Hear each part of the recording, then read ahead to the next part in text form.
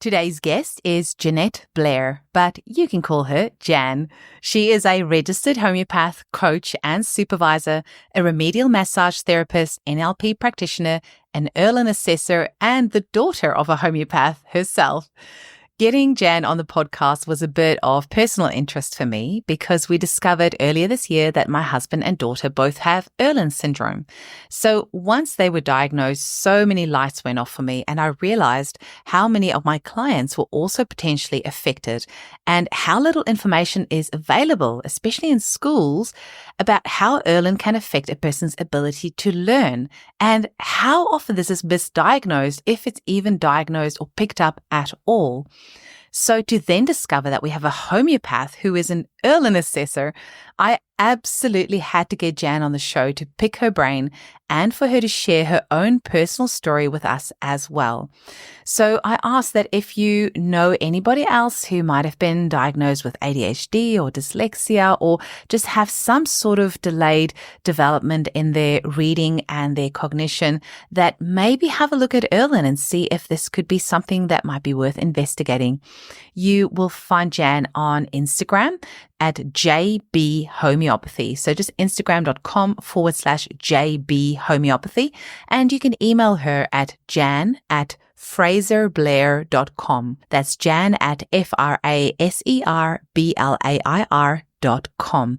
Enjoy the episode. Welcome to the Homeopathy Hangout, where we discuss all things homeopathy from around the world. And now my mum and your host, Eugenie Kruger. Hello, homies, and a very warm welcome to Homeopathy Hangout. Today, we get to hang out with homeopath Jan Blair in the UK. Welcome to the show, Jan. Thank you, Eugenie. It's an absolute pleasure to be here. And I'm a big fan of your podcast and what we're doing for us homeopaths, uniting us across the world. Oh, thank you. That's nice to hear. Now, you said I can't call you Jeanette. We're sticking with Jan, but you may find Jan on socials as Jan Blair as well. But actually, JB Homeopathy, I think, is what you're on Instagram, hey? Now, yeah. I asked you on here for a very specific reason, because I, this year, found out that my husband and daughter has Erlen syndrome, and it was actually picked up by a homeopath. So my husband was seeing John Gamble, and with his unique set of symptoms, he was like, I wonder if you've got Erlen. He got tested, and after his was positive, we're like, oh, maybe that's why our daughter's having trouble reading as well. I had her tested. She was also positive. I have so many questions about all of that for you, but I'm going to hold back for just a minute because I want you to start us off with your journey into homeopathy and also into Erlen. And then we'll go into what Erlen is and my billions of questions for you. Okay. So my journey into homeopathy was a really simple one because I grew up with homeopathy. So my mum is a homeopath. So I am a second generation homeopath. And whenever my brother and I were sick, that's the medicine that we got. So when I was deciding what I wanted to do when I was 18, my mum said to me, you'd be really good at doing what I do. I said, oh no, I don't want to do that. So off I went to university and did a languages degree actually. And then I went into the computer industry where I found myself looking after my customers. And my role was in an account management role. And I had a team of people that I worked with. And actually what I found was that a lot of my clients would tell me their problems as we were talking through what they needed computer-wise. And I started to say things like, oh, if you've got a bad back and you've strained yourself, maybe you should try some arnica, because I was just relaying what my mum had always taught me. And I found that I was getting way more interested in them coming back to me with tales about how the remedies had helped them, that I was starting to think, this is actually really interesting me. And actually, because the relationships were getting really quite on a different level to a lot of my colleagues, I was getting really good business from them because they were seeing me as a trusted confidant. So actually then when I was 28, I thought, oh, I've got to go and pursue this. So I actually went to university because we could do a degree in it then. And I went to UCLan. And funnily enough, Dr. Jean Duckworth was one of my tutors at UCLan, and now she's with Mel, doing the new course that Mel's put together, which is incredible. So yeah, and I've been a homeopath now for nearly 20 years. I can't believe it. I run a really amazing practice, and I'm in the room now from which I practice. And my foray into Erlen came as a result of my son. So my son, he was born in 2005 and we had a very difficult birth. And when he was about 5 or 6, he really struggled to read. And I couldn't understand because I'm such a prolific reader. He just had no interest he would sit with me and he'd happily look at the books as I was going through them. But he just had no interest in reading for himself. And he started at school. He was very slow to write, couldn't write. Initially, he was writing like this, and mirror writing with both hands, which was really unusual. And schools, I was very relaxed because I was like, school was saying to me, oh, he's a bit slow and he isn't hitting his milestones like the other children. And I was quite naive, really. I was saying, oh, no, he'll be fine. And every child is different. And I was very relaxed. They don't start school in Sweden until they're 7. Stop putting all this pressure on him. But when he was about 7, it became apparent that there were some significant issues. And we were in the kitchen trying to read one day because school were telling me he just isn't capturing the simple words. We used to have this word tin that came home and he'd really struggled to read the words that I was holding up for him. So one day we were in the kitchen and the light was coming in through the kitchen window and we had this book open on the kitchen table. And for some reason, it just was the perfect moment for me to see that there was a challenge because he started going like this on the page. And he was really quite aggressive with the page. And I said, what are you doing? And he said, I'm trying to get the splodge off the page. And I said, there isn't a splodge on the page. And he said, yes, there is. And I said, show me where it is. And he said, it's there. And there's one there. And there's one there. And there's one there.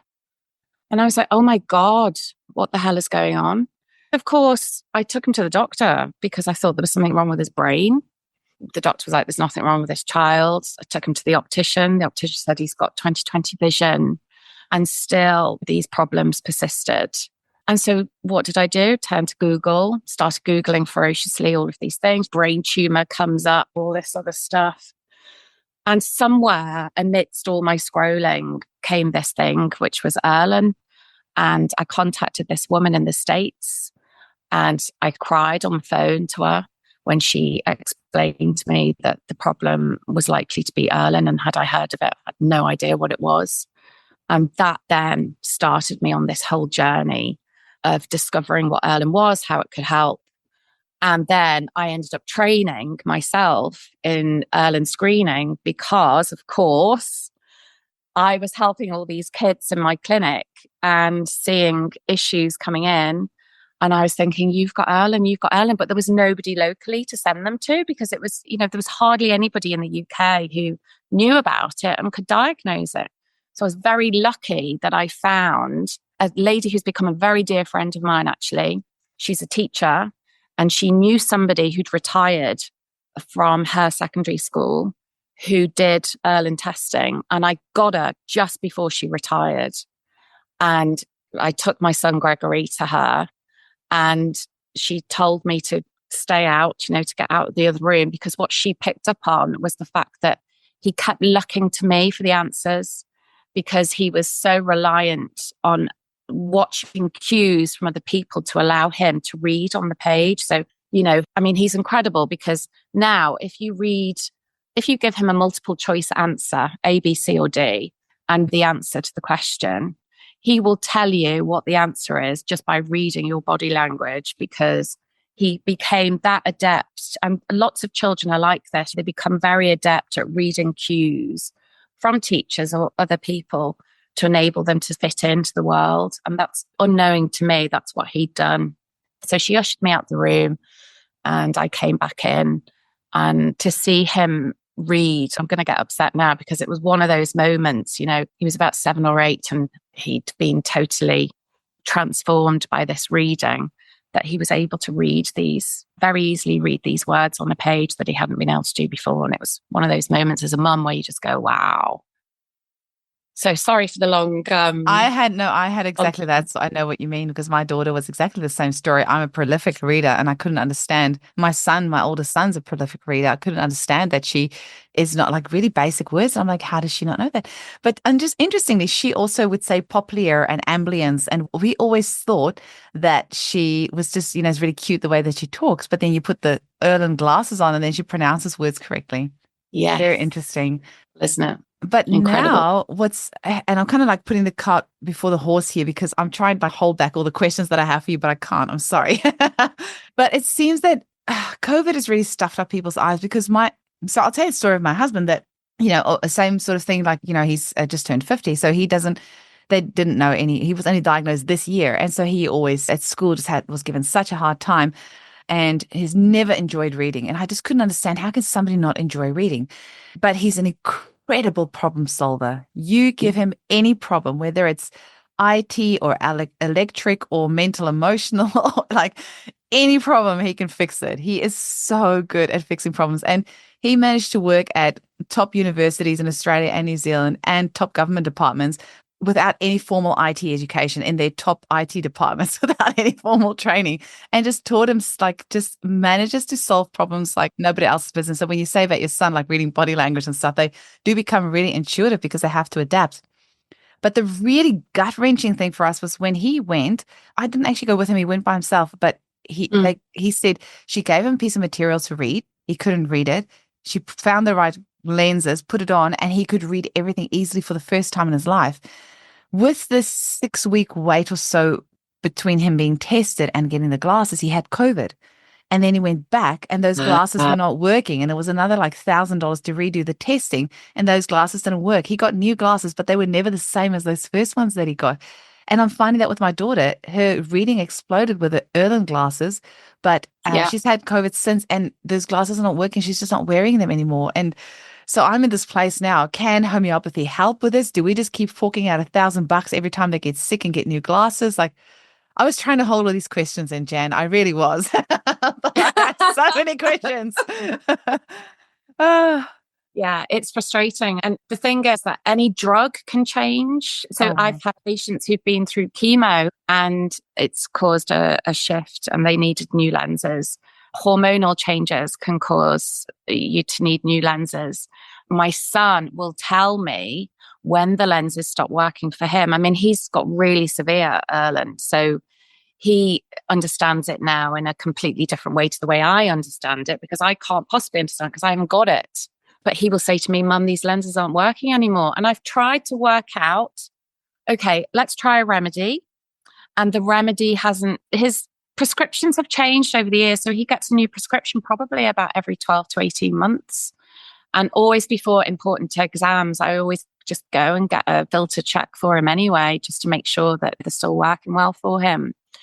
But sometimes, he's on no medication. He's had no vaccinations or anything like that. So, we've been very lucky in that respect. When he's had COVID, it hasn't forced a filter check for him. But he's the one who says to me, they're not working anymore. But I have seen it with other patients where if they've had a heavy drug or hormonal change in particular, they're the ones that have needed a change. I've got another question, but I am going to hold it back. I'm going to try really hard because I've just realized we haven't told our listeners what Erlen is. Do you maybe want to tell them what Erlen is? Shall I share some slides with you so that you can see what it is?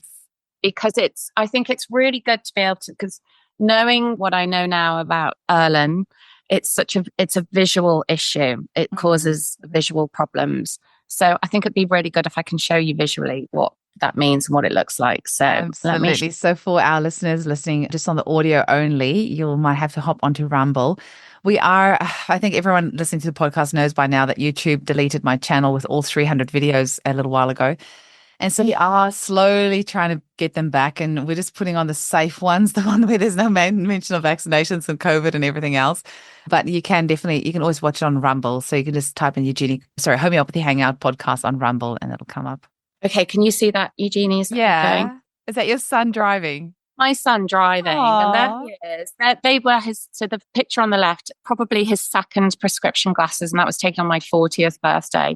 So you can see he hasn't altered that much in terms of his prescription, because a lot of people are terrified of Erlen glasses because they say, oh, they're those awful coloured glasses and I don't want to wear them. They don't necessarily look amazingly coloured. And this is Helen Erlen, who gave her name to the condition. Helen is just the most incredible woman. And she was to give you a bit of background about Helen, if that would be useful, she was a school psychologist, and she used to go in helping children like my son and doing those tests. I mean, I don't know if you've had a test, Eugenie, for your daughter, but, I got an educational psychologist to see when he was 7, 8, having these difficulties. And he was diagnosed with dyslexia, dyspraxia, and dysgraphia at that meeting. And also the psychologist said to me, interestingly, has he had a difficult birth?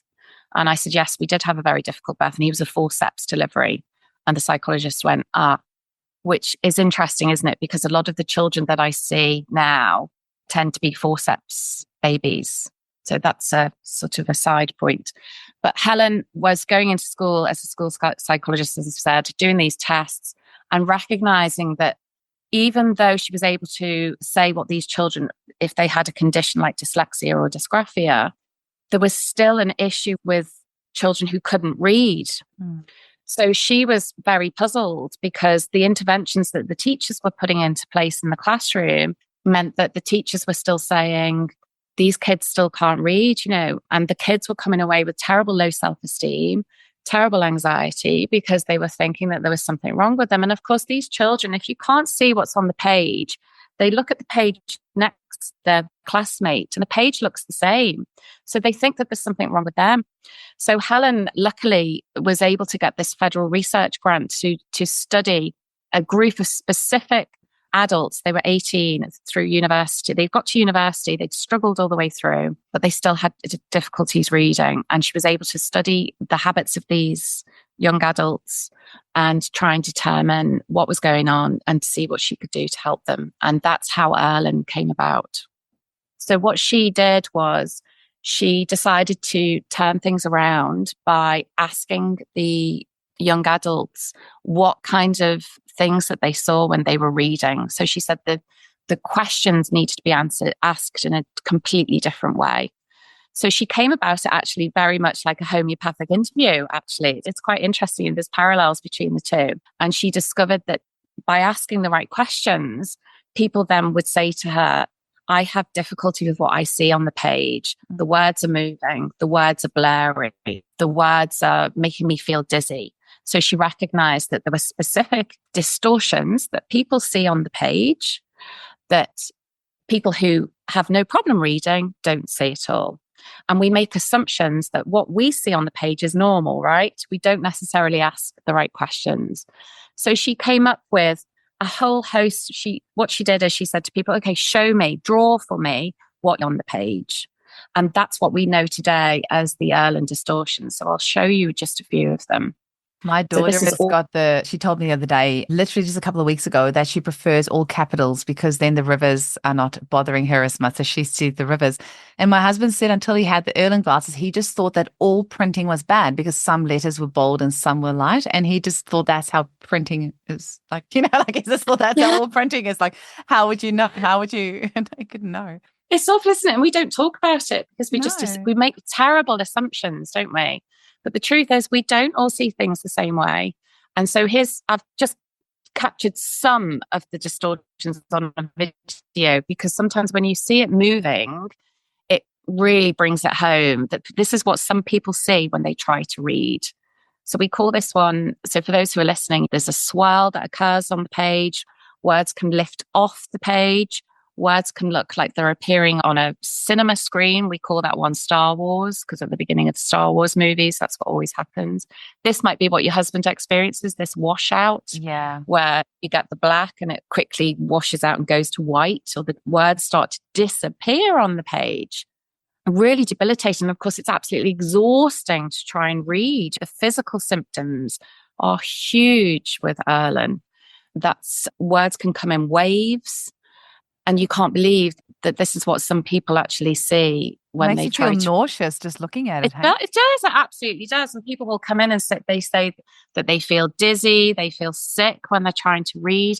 And of course, a lot of these kids, and this is what Helen Erlen discovered when she was working in education, these kids were being dismissed because they were saying to their teachers, I've got a headache. I feel sick. And the teacher just thought they were being difficult and would send them out of the room.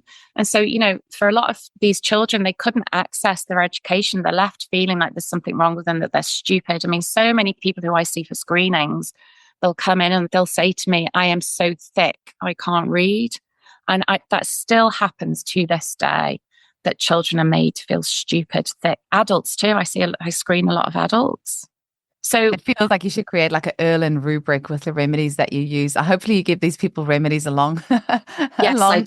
Yeah. Like you should create your own Erlen rubric that we can use with remedies that's most used. Definitely. That's a really great idea. Yeah. Do you know what? I should do that.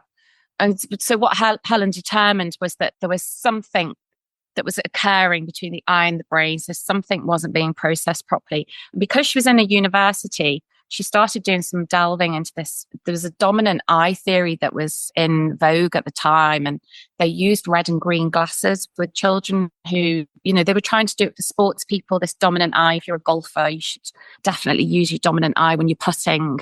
So they were using this red and green method, and Helen got some of these red and green glasses, and you cover one eye and then you see whether you can read better.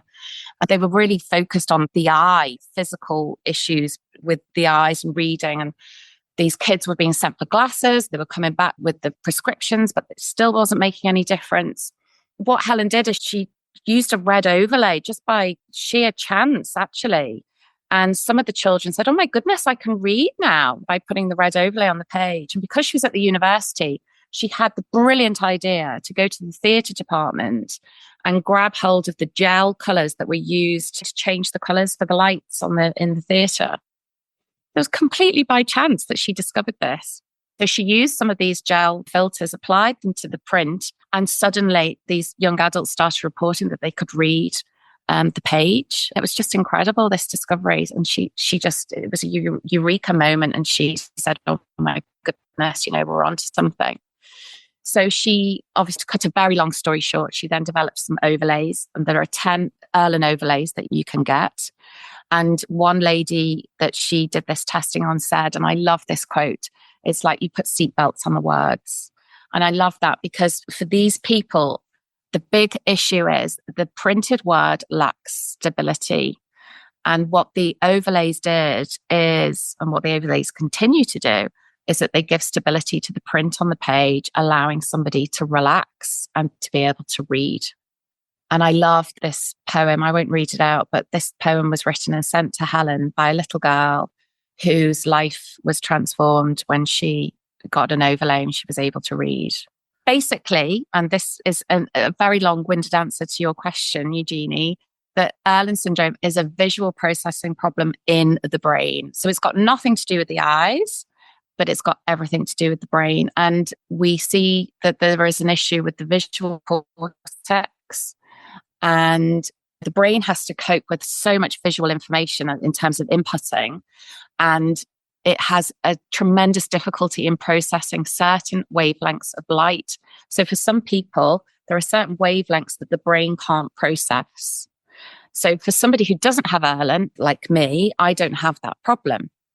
But for somebody who does have Erlen, they have an issue with processing certain wavelengths of light. And then light becomes a stressor on the brain. So you can get, you see this in the supermarket. You see this a lot these days now, where you've got a person with autism, say, and the lights are so intense in a supermarket that the person with autism has got to put a hood over their head because the sensory overload is such that they just can't cope with the light that's coming at them from all angles. So this overactivity and the stress that this causes leads to a tremendous amount of physical, cognitive, emotional, and neurological symptoms. So you can get a wide range of symptoms that somebody is suffering from with Erlen. And here's just some of them. Obviously, you've got the reading problems that we've spoken about, a tremendous light sensitivity. In shops, in particular, you notice it with people who have it. We've spoken about dizziness and nausea. I have one patient who was physically sick every time she tried to read. It's just so debilitating. And the teachers thought she had anxiety. And obviously, anxiety is a symptom as well, because it does cause anxiety, Erlen, because it makes you feel, some people get breathless and panicky when they're reading, especially if they're asked to read out loud in the class. Obviously, attention and concentration problems. And Erlen can often go misdiagnosed, and children can be diagnosed with attention deficit disorder when actually it's Erlen. Headaches are a big problem. Some people will get a headache as soon as they start reading. My son is one of those people. So, of course, you're going to avoid reading, aren't you, if it's going to make you feel so dreadful? Maybe gets the migraines from the light. And because apparently with Erlen, often the pupil can be larger than normal. And so it lets in more light. So any sort of flashes will just trigger a migraine. But this is where homeopathy is great, because John Gamble gave him iris for that, because he would then get an aura when he's had that flash. And the iris has helped a lot with the migraines. So. Yeah, perfect. I find for some reason xerophyllum is a really useful remedy that I use a lot with people, and that seemed to work really well. Fidgeting, strain fatigue. My son has a really great expression. He says, my social battery is empty.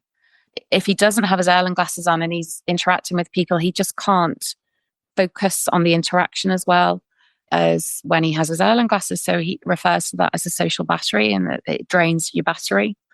A really big issue for some people is depth perceptions. I once helped a boy who was being taken to the golf driving range with his dad, and they were having arguments because dad was a big golfer and he thought golf would be really good for his son to play with him. And this boy was having tremendous problems in school, and he'd been to see a colorimeter person. I'll talk to you about that a little bit later on when we talk about the filters themselves. But his dad would put a golf ball down and he'd miss the golf ball. And I just asked him the simple question, where do you see the ball going? And his mum was with him. And he said, well, I know my dad puts the ball, say, here. He said, but I see the ball there. He would see a line of about 7 or 8 balls.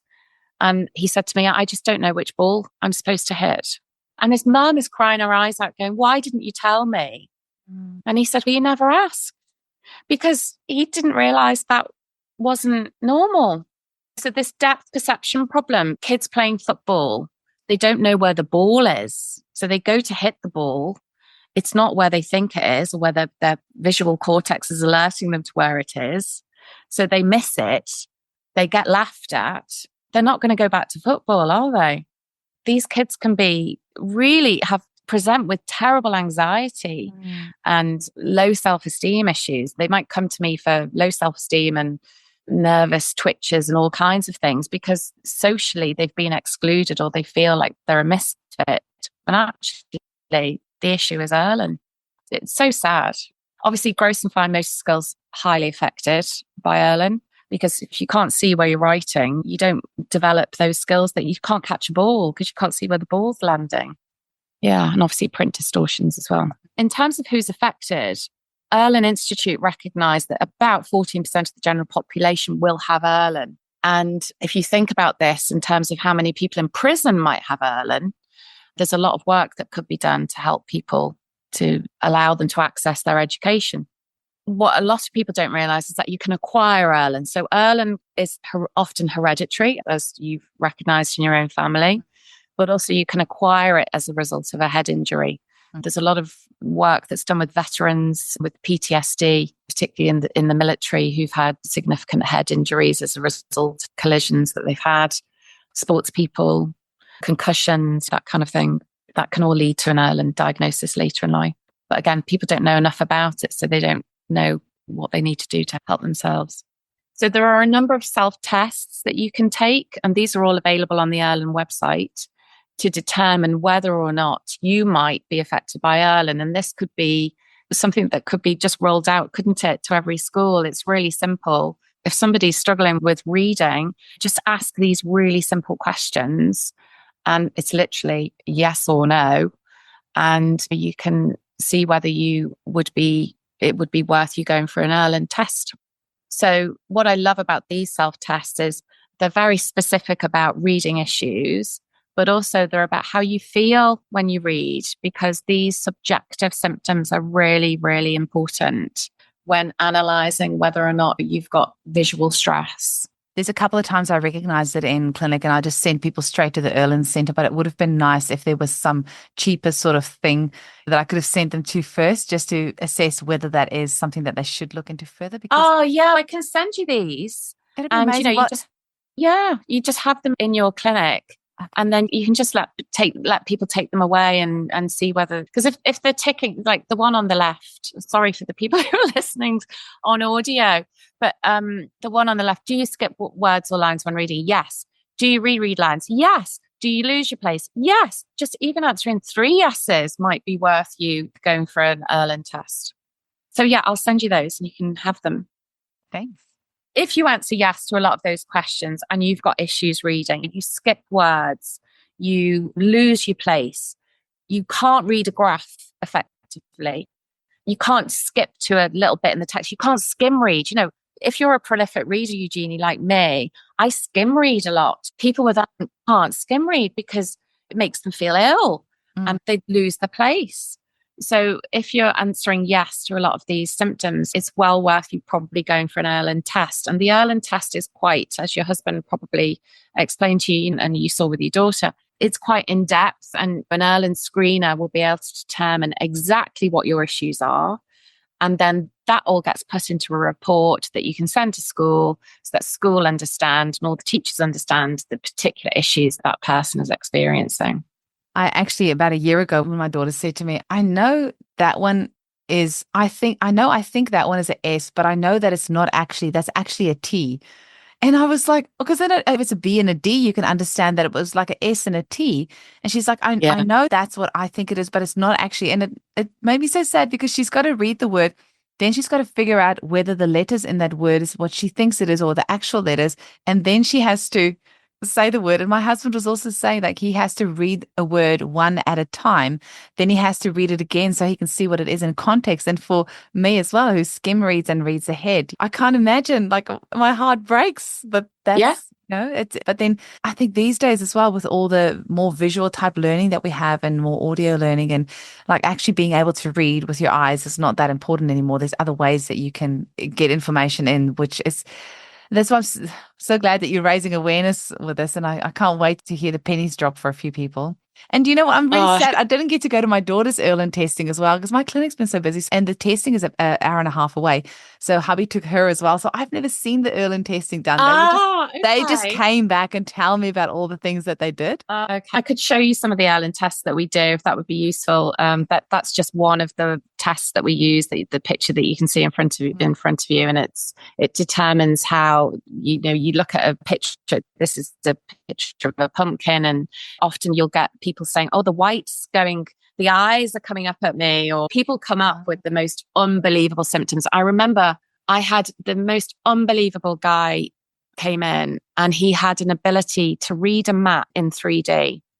So you know how we see a map on the page? I don't know how you see a map. You'll have to tell me. I see a map on the page as just a flat page. He would see mountain ranges, and he was able to see visually what the map is interpreting for him, it was a 3D image.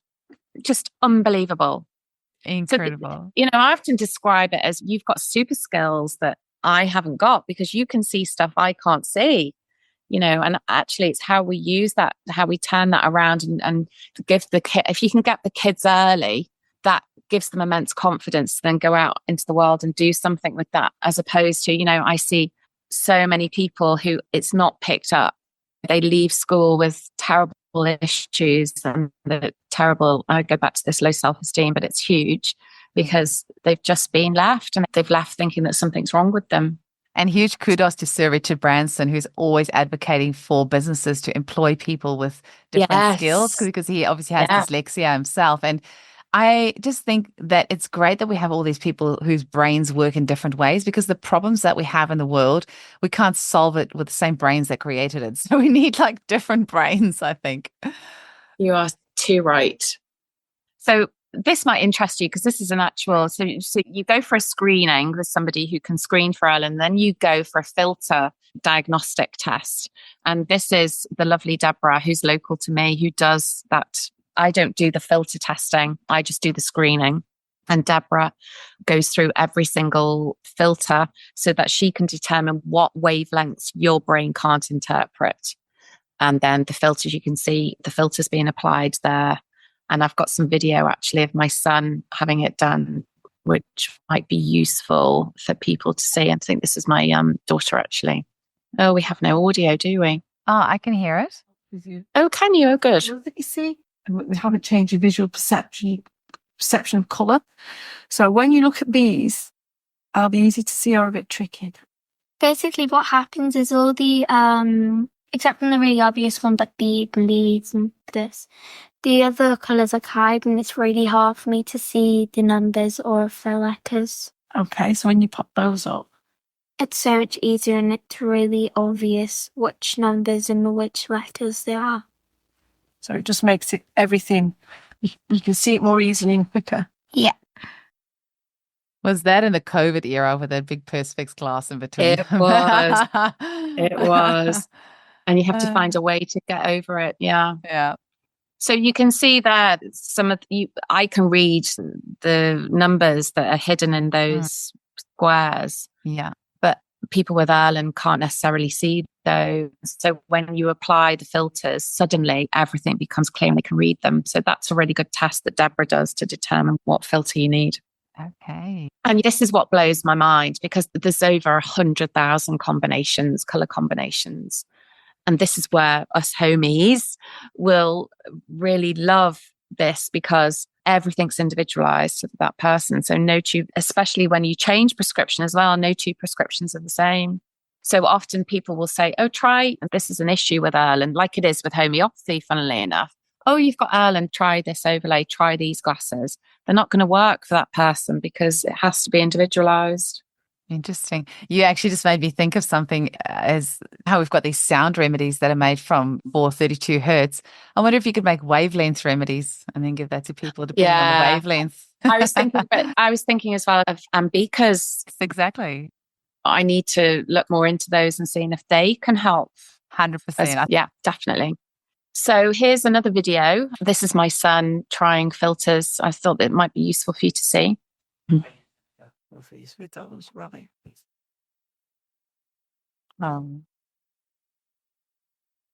would imagine that if you had Erlen due to... And then, so does the headache immediately come back? The eyes come back first. And then What do you mean, the eyes?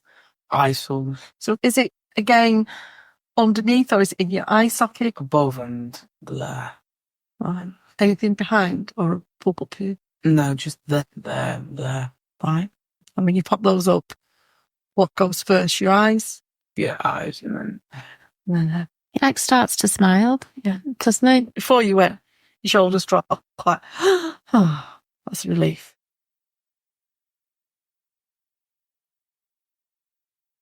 The questioning is quite homeopathic, hey? Like the way that she's asking the question. It is. It Yeah. is. It's got so many correlations. Mm. And it's interesting the way Helen Erlen discovered it as well, because despite all the questions she would ask as the school psychologist, she realized that she wasn't asking the right questions. And we're only as good as the information we get, aren't we, in terms of the efficacy of our questioning of people. Mm. How interesting. Oh, you would imagine that with the Erlen that comes on after a head injury, that you would be able to use like arnica or nat sulf or hellebores or things like that. Yeah. To get it back. Because there's actually a homeopath who said that he used to have Erlen, and with homeopathic remedies and like somatic therapies, he's actually completely healed it. Wow. I noticed with my son that he's definitely got better as the years have gone on, and he's had many more remedies, lots of therapy, cranial work, but he still needs the glasses, especially at night when he's driving, because all the lights coming at him, especially on a motorway, really affected his Erlen. Oh my goodness. And now I'm just sorry, my brain's just going in overdrive today. Like belladonna low potency, like 3x or something like that. You know how they used to, the reason that belladonna got its name is that they would put the berry in the eye and it would actually dilate the pupil. And I wonder if you use belladonna and like 3x potency, if that would like, because it has like vasoconstriction properties in like low. Yeah, I've used belladonna, especially when he's got kind of, I've used it with congestive headache. I've used aesculus to good effect as well. Cove, use that. Oh yeah, he's had thousands of remedies over the past 20 years. Yeah. Wow. And he had all of the remedies when he was born for the forceps damage. He also had blood taken from his head while he was still in the birth canal twice. So he had a needle put into the top of his scalp to withdraw blood to test his oxygen levels, which was very traumatic. So he was significantly hurt when he came out and got whisked away to an incubator. So he had, all of the trauma remedies as soon as he was born. You're giving me so many great ideas because my daughter had a beautiful home birth, drug-free home birth. Is definitely zero birth trauma. And my son, my husband, I know his mum had a physiological birth with him as well. So interesting. You're giving me lots of ideas here. Yeah, really interesting. And what's funny for me, homeopathically, is that I was told to have a hysterectomy after my son's birth. I had to have corrective surgery 12 months later. But I refused and my mum and I set about coming up with a plan to get me better. And 4 years later, on my son's 4th birthday, I gave birth to my daughter in a pool at home. And that is like cures like, isn't it? In practice, her birth put right an awful lot of things that went wrong. So to get back to our Erlen, the neuroscience is catching up with it all as well, which is fantastic for us as screeners, because we can prove now what Erlen lenses do to a brain when we apply them to a real person. So you can see that's a SPECT scan on the left-hand side. You can see that somebody without filters who has Erlen, it causes what we term as hotspots in the brain. So lots of areas are lighting up in the brain to try and process what a person is seeing. And then when you apply the filters, the same brain calms down and you can see the difference on the right-hand side with the filters applied. And so what this means is that somebody can, quieten down, the noise lessens, sensory processing becomes much easier. A lot of people with autism will complain about sensory issues, like they can't wear certain clothes or they can't touch certain things. And then when they put their Erlen glasses on, those things don't have the same feeling to them. So they can wear the clothes that were bothering them before because the brain has just calmed down. It's quite incredible, really. It really is. Yeah. So the brain just becomes, I hate the word normal because what is normal? But, the brain, it's referred to as a normalization of brain activity when wearing the filters. I think neurotypical is the PC word. Yeah, neurotypical. So I love this photograph because this is what my son wrote, because we used to do lots of sensory work to try and get his brain working in terms of understanding how to write, because he just couldn't write. He couldn't read, he couldn't write. So we used to do a lot of writing in the sand and stuff like that to get him going. And when he had his filters on, he was able to see what he was actually writing. And he wrote me this message in the sand. And it was sheer hard work for a long time, but the glasses unlocked everything for him. And this is him saying this quote. What he says they do for him is they stop my headaches, put the world back into focus for me, allowing me to block out all other distractions and focus on my work or a task I need to do. They stop me feeling uncomfortable in my own skin and allow me to relax. And that the photograph of us at the bottom is the day he got his A-level results, which, primary school always said to me, he'll never pass, he'll never do this, he can't read, he can't write, da, da, da, da, da. And he got his A-levels and he's now at university and loving life. And it just shows you what's possible, really, from such a... Teachers can write kids off. And here's just some... Sorry. No, I sometimes wonder, do you reckon it's actually good for them to wear the glasses as much as possible? Because there was a part of me that was wondering, maybe if you wear it too much, then the brain will get too used to it and then you'll become reliant on it even more. But do you think it's actually good to wear it as much as possible? I think it's good to wear them all the time because the distortions in the environment improve with you wearing them as well. And actually, I've seen huge improvement in people who do wear them all the time as opposed to people who don't wear them.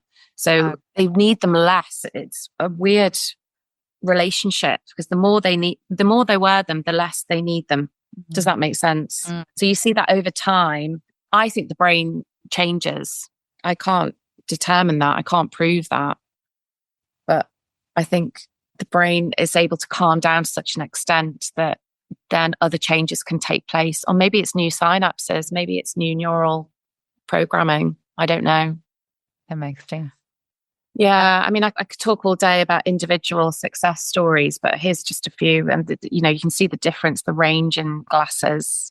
The boy in the right-hand side, far right-hand side, it's changed his life. He has tremendous sensory issues, but he doesn't wear them all the time now because he's much calmer. He's able to soothe himself and do other therapy to enable him to, like you were saying earlier about the somatic work, he's able to do much more therapy work now to enable him to improve other aspects of his diagnosis. So in terms of research, there's just so much research on it. I'm not going to bore you with all of that. The resources are available from the erlensyndrome.org website. I can send you these self-tests. It would be really useful to have. I've just put a few remedies, of course, that have really helped other people. We could do a whole podcast on remedies that could help with dyslexia and learning difficulties for sure. Some of them that obviously that is huge for any issue, to any injury to the head. I haven't mentioned hypericum. I haven't mentioned Bellus perennis. You could have a whole conversation about that, couldn't you? But zinc has been incredibly useful as well. Yeah, I could go on and on. Carcinosin, interesting. We had a little chat about carcinosin earlier, didn't we? Medarinium, really useful. Agaricus, incredible. Obviously, Burita carb, that's known in the repertory, isn't it? For, I think it was termed 100 years ago, slow retarded children. Yeah. Horrendous language. But, delayed development, arrested development, I think is the actual rubric, arrested development. Yeah, amazing. Do you see much synesthesia in your clinic? Because my husband told me one day about how he days of the week and months have got colors. And it's not just like that. If I say to him, what color is February? He doesn't just say pink. He'll say, it's like a fluffy pink with a little bit of dusting of this, and very specific. And it was literally only this year, my daughter said something. She said, Mummy, what color is Monday for you? And I'm like, what are you talking about? And then she told me, and then I said, do you know that your dad has that? So I didn't even realize that. And then they were like, oh, you have it too? And then my son, even though it doesn't have Erlen, he's got a little bit of synesthesia as well. So it's really fun. And their colors are all different. So they what color is your Monday? Oh, my Monday is this. Oh, my Monday is this. So it's all different. But I think that synesthesia is one of the things with Erlen as well, or not typically. It's just my family. It can be. I don't see that generally. I have a patient who does it with numbers, interestingly, but I don't see that necessarily a thing. That's interesting. The Erlen lady here did say them that she does see that as well. So maybe it's a geographical thing. Interesting. Shall I come out of that now? That's why it's great having these conversations though, hey, because we're always learning from each other. And zero phylum, I have never heard of that remedy. I always pride myself that I am my materia medica knowledge is pretty good, and I've usually at least heard of a remedy if I don't know what it does. But what is xerophyllum? It sounds like a plant. It's a plant, yeah. I can't remember what it is, but it's pretty. Really useful. Have you looked it up? Genus, yeah. Let me. Okay. Cool. So I just found that a really useful. Let me turn off the screen. Found that a really useful remedy for some reason. Amazing. Excellent. Oh, thank you so much for that. So what are some of you went through some of those symptoms that people might experience. What are some of if somebody's listening to this podcast and maybe their child has been struggling at school with ADHD or learning or things like that, what are some things that you can say that should make them perk up, that maybe they should go and get Erlen testing done? I know you covered some of it, just wondering, for anyone listening, what should make them think that maybe this is something worth investigating? So if they find it really hard to sustain attention for a long time, the trouble is now we're in an attention crisis, aren't we? Because of what's happened with technology and the way our kids are learning as well at school. So attention is a big thing with Erlen. And if they are reluctant to read, if they are reluctant to read aloud, if they start to, there are big physical symptoms with Erlen that are big red flags. So people will get watery eyes, or people will get scratchy and itchy, and they describe it as sand in their eyes. They'll try and shield themselves when they're reading. They'll try and shield the light, or they'll move further. They'll bring the book to them, and they'll go like this. Or some people will even go like this, because for them the text looks like it's going round a corner. So if they're doing funny physical things when they're reading, that's a big red flag. And it just reminded me, my daughter did that as well. Like she brought the book so close to her face. Yeah. Because I'm just thinking ADHD is so common these days, and fidgeting is so common these days. So I think that some of those things that everyone can have that. But I like where you're going with, like, these are some things that you should definitely go and get Erlen checked. Yeah. So often what I'll do is I'll give somebody a big piece of A3 paper, and I'll say, just show me, draw for me what. And one boy in particular just got a big, so I give them a pencil case and I let them pick the chosen pen. One boy picked up a huge, great big black marker and angrily went like this on the page, and big black lines. And I said, where do you see that? And he said, I see that everywhere. And his mum was just brokenhearted. And she said, what do you mean you see it everywhere? He said, it's here. This is what I see, Mum, in front of me. Here. All these black lines in his environment. So sometimes people, if they're startled, sometimes people think that they have a big startle reflex, but they feel like something's coming at them. That can be a red flag. Stairs. People who trip up and down the stairs because they can't quite see where the step is. Or I had one patient who had a stripy carpet on their stairwell, and she was forever falling up and falling down. And she would be at the bottom of the stairs, bracing herself to go upstairs because the lines made her feel sick. And because the stripes on the carpet.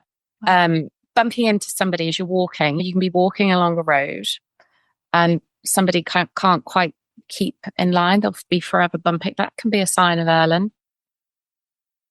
The whiteboard at school, one of the worst things we did was change from blackboards to whiteboards. Whiteboards can cause a huge problem. So people can't sustain that level of concentration on what's coming on the whiteboard, and they look away a lot. So what the teachers will say is they're inattentive. They keep looking away. They're not focused. They're not listening. And it's not that they're inattentive and not listening. It's just that they can't look. It pains them to look at white. So it's this contrast problem between black and white. So if you go onto the Erlen website, what you can do is change the background color of the actual website, which can be really useful. And you can just play around with the colors and say, oh, does pink make it more comfortable for me? Does green make it more comfortable for me? And actually just changing the background color of your laptop or writing on a different colored paper can make all the difference. So I have some children who, when I'm screening them, I always test to see, is it more comfortable for you to write on blue paper, white paper, green paper, whatever? And actually for a lot of children, I can put this into your report. They'll achieve a much better mark, and they'll get a much better response if they can write their exams on a different colored paper. And then the school is beholden then to do that for them, because it makes such a difference. Yeah, they said that for my daughter as well, to do it in green. And luckily she's in a Steiner school, so they actually do use blackboards with beautiful art. I know these kids are so lucky. And another giveaway just quickly is kids who prefer reading comics. Diary of a Wimpy Kid, for instance. That's what she told me. She said, Mama, can you buy me more comics? Which actually they just arrived today because they're all in capitals. And so this is a funny story, because I posted literally last week in a homeschool group and just saying, what books can you recommend that's all in capitals? And because my daughter has Erlen, and then they mentioned a few comics that said Calvin and Hobbes is still all capitals, and Dogman and all that sort of stuff. But then somebody said that there is a font on a Kindle that you can change the font to dyslexia friendly. And so we're going to try that with her. And I just thought that's something worth mentioning as well, because I did not know that there is a dyslexia font on Kindles. Yeah, brilliant. And dictation, kids who prefer to dictate, and you can use a certain fonts as you're typing, make it easier for them to be able to type and read at the same time, because often they can't do two things at once. So for instance, another telltale sign is issues with comprehension. So when they have to read a passage and then answer specific questions about a particular part of the text, they can't jump to that part of the text. That's a telltale sign, because they'll find that really difficult. Losing your place when you're reading. Also, big thing is not remembering what you're reading. What happens with Erlen is, because your brain is that overstimulated trying to read, you read to read the word for reading's sake, rather than reading for meaning. Often one of the first things that I'll do with somebody when they come in and I'm trying to ascertain, is this Erlen? Is this something else? I'll give them a very simple paragraph to read, and then I'll say, tell me what happened to Mary. Mary was walking down the road and Mary saw a car crash and da-da-da-da-da. And they'll go, no idea. Yeah. That was what my husband was saying. Put the glasses on, and for the first time he could actually understand or actually remember what it was that he was reading. It's just heartbreaking. It is. It is. And you know what?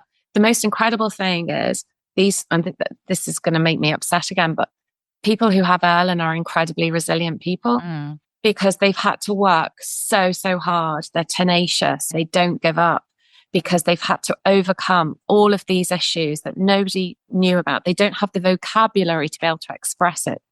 They think that it's normal. And, what they have to overcome is just incredible. I mean, it's awesome. It's awesome what your husband's achieved in spite of his difficulties. It is amazing, and amazing what your son has achieved. And my daughter's still achieving things all the time, but I know that she's going to great heights. She reckons she's going to be a homeopathic vet and an artist on the weekends, apparently, and now also a singer and an actor. Yeah, you often find as well that they are very creative people. That's what I was going to say. I have an incredible artwork in my clinic of a blue wren that was painted by a 12-year-old girl with dyslexia. It is incredible. And when I have any child coming into the clinic with any sort of dysgraphia or dyslexia, whatever, I just show them, I say, see how beautiful that is? That was painted by a 12-year-old girl with dyslexia, which was going to be my next question. How does dyslexia and Erlen differ? I saw one of your slides that said it was a different part of the brain that is accessed, but can you say a little bit something about that? Brain. So you don't get them in the same, you don't necessarily have them together. So it can be either or it can be and. So dyslexia is more an issue with processing sounds, and the Erlen is visual. So there is a distinction, but they're very confusing because sometimes they can present very similarly. And often with dyslexia, you get that phonological issue, like you were describing about your daughter saying ambulance in a really cute way. Popular. Yeah. Because they don't hear they're not able to process the phonological, they're not able to decode the phonological meanings. And so they come out confused and jumbled.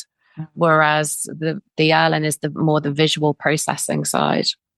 She was saying that before she could read. So when she was still quite little, it was always like popular and ambulance, and trying to think of what the other words. So we just always thought it was really cute, but then we realized it's actually an Erlen thing, which was really interesting. Yeah, totally. And also big thing with Erlen is an issue with reading music as well. So you'll have, I don't know, this is a thing. A lot of my Erlen patients are quite musical, but they learn to read. They can't read music, so they learn to play music by ear, or they copy.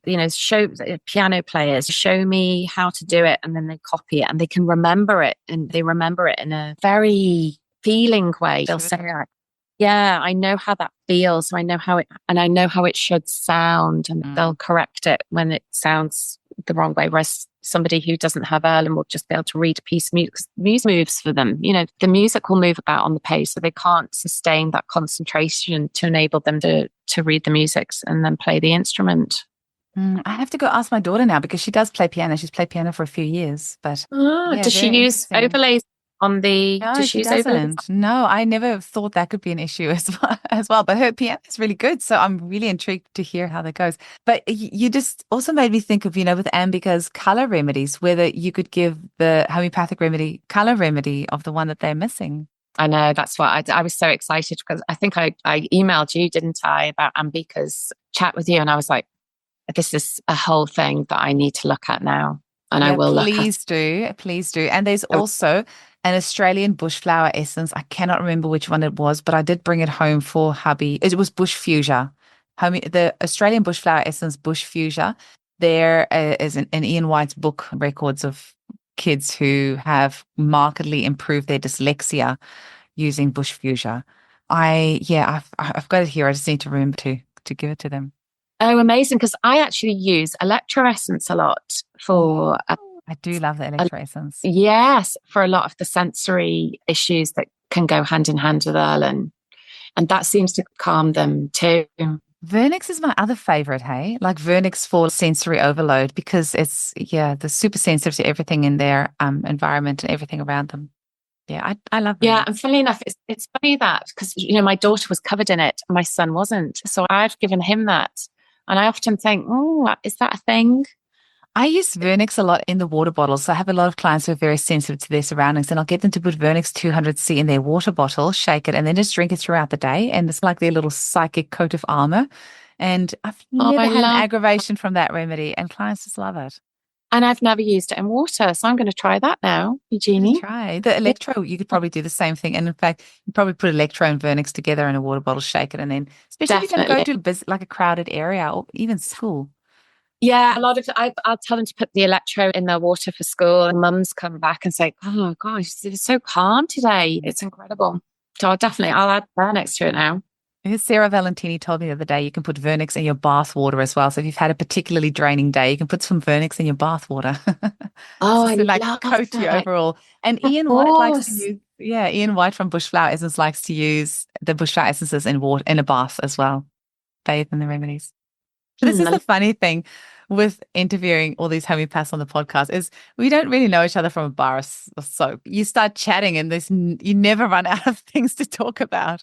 This is the most wonderful thing. And this is what the most incredible thing is that you're doing, bringing us all together, because I say to the students that I teach at the Northwest College of Homeopathy in Manchester, not that much. I only go in a few times a year, but I spend time with the fourth years, and I say to them, this is one of the most exciting times to be a homeopath now, because when I trained 20 years ago, we didn't have any of these things. And so we ended up being quite isolated, working on our own. And what you're doing, bringing us all together worldwide, is just incredible. I tell them all, go and listen to Eugenie's podcast. You'll have access to all of these amazing people. It's just wonderful because it's the community of us where we can all learn from each other, isn't it? It is really good. Can you please also tell them to donate to the podcast? Because very few people know it costs me about $100 to produce each episode. That's what I pay my editor. Nobody knows that. So it's cost a lot of money to produce the podcast, but you can't expect people to know because this is all like behind the scenes stuff. But anyway, this goes off to my beautiful editor, Margie, and she does everything. She writes the show notes, she uploads it, she edits it, she does everything. So I just get to hang out and have fun. But I do have to pay Margie, and that money comes out of my pocket unless I get donation. So that was just like just sliding a little bit of advertising in there. Oh, thank you so much, Jan. I think both hubby and daughter needs to go back and just get their glasses maybe redone and just persist with a little bit more, because it was only like this year that they got it, and they both, because they got COVID, got put off a little bit. It's hard. And actually, and this needs to be said, the actual testing process can be hard for somebody with Erlen as well, because it requires you to concentrate and it can confuse the brain. So actually, this is where having a great relationship with the Erlen diagnostician really helps, because Deborah is just amazing, because she'll say, just come back and we'll rerun them, or she'll notice when you do need to have some breaks sometimes during the screening process, because it is utterly exhausting. My son will come back from a screening, need to sleep, because it is utterly exhausting for the brain to go through all those filters. Wow. When you remember that there's 100,000 combinations, there's a lot to get right. The testing itself takes really long. Hey, I know he said it was about at least an hour and a half, maybe even longer. It's quite long. Yeah, I try and cut it down, because it does exhaust the person. So you've got the testing itself where you're doing here's some of the things that we use. You go through all of this test to see what your span of recognition is. How much can you see on a page? And some people can only see like this much. This is where avid readers will be able to scan a whole page and see all of this. Whereas somebody with Erlen might only be able to see What would they this see much. on the rest of the page? Just like a blur? Yeah, or flashing. They'll get flashing on the page, or they'll get, some people will say, oh, I can see a rainbow. And I've given them iris when they say that, and that's actually really helped. But they'll say, I can see, or some people will say, I see purple running across the page, or it runs up, or it runs down. It's mind boggling what people will say they see. Wow. Or you could give them the Remedies spectrum as well. That's another one of my favorites. Spectrum, yeah. Yeah, So in good. fact, speaking of spectrum, it's supposed to help with the cerebrospinal fluid flowing through, how the sphenoid bone gets a little bit stuck sometimes. And then rainbow apparently helps with that cerebrospinal fluid so that the sphenoid bone can move again. And I'm just wondering now with brain development and things like that, if that could be, who knows? Anyway, it's all these ideas. I think my brain's a little bit ADHD because whenever, like, it's impossible for me to not have remedies flying around my head all day long. Totally. Actually, a really useful son has always been his placenta, because I had a remedy made from, my placentas. Beautiful. So I've given that to him, and that really helps to calm him down. I try to tell as many of my mum clients as possible to make remedies from from the umbilical cord, your breast milk, your colostrum, your vernix, everything that you can. Jan, we could probably chat for many more hours, but yeah.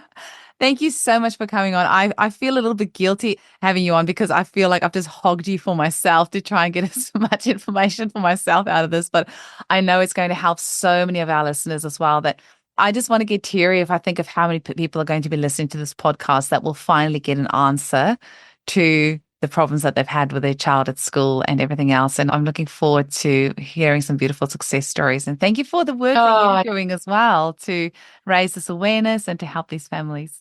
Just ask, the big question you need to ask them is, what do you see on the page? What happens for you when you start reading? Amazing. See what they say. Awesome. Thank you so much for today. I really appreciate it. Welcome. Thank you. Pleasure.